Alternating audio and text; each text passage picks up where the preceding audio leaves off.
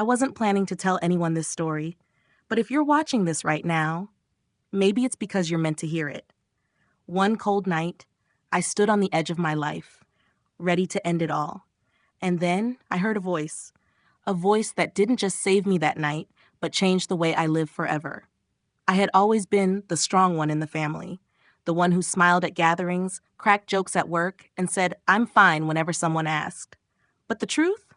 I was exhausted. Inside, I carried years of disappointment, mistakes I couldn't forgive myself for, and an ache that seemed to get heavier every day. Life felt like a series of punches I couldn't dodge. Bills piled up, relationships broke down, the friends I thought I could lean on slowly disappeared.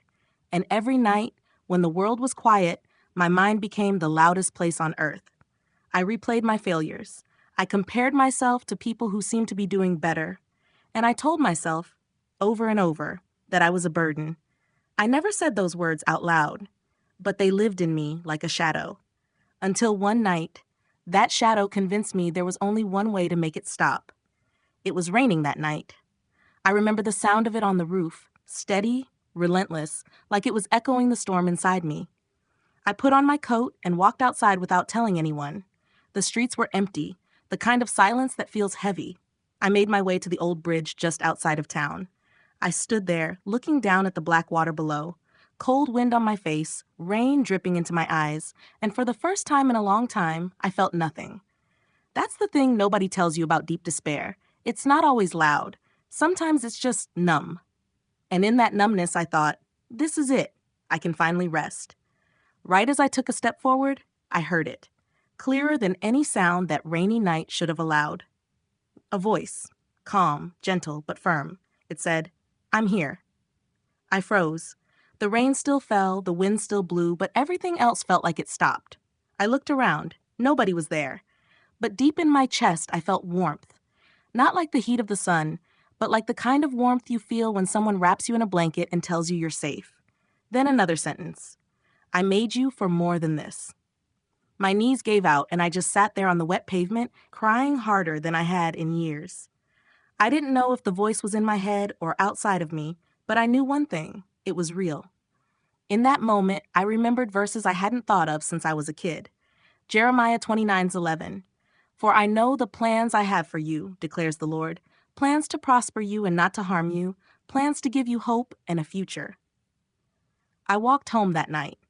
Every step felt different, like my feet were on the same ground, but my soul had been lifted out of something dark. The problems didn't vanish. The bills were still there. The relationships were still messy.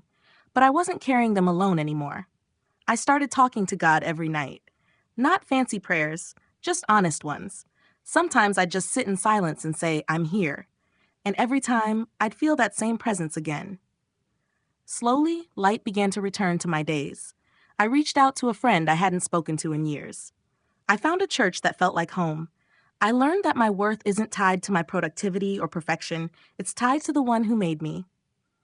If you've ever felt like you're too broken, too far gone, or too tired to go on, hear me.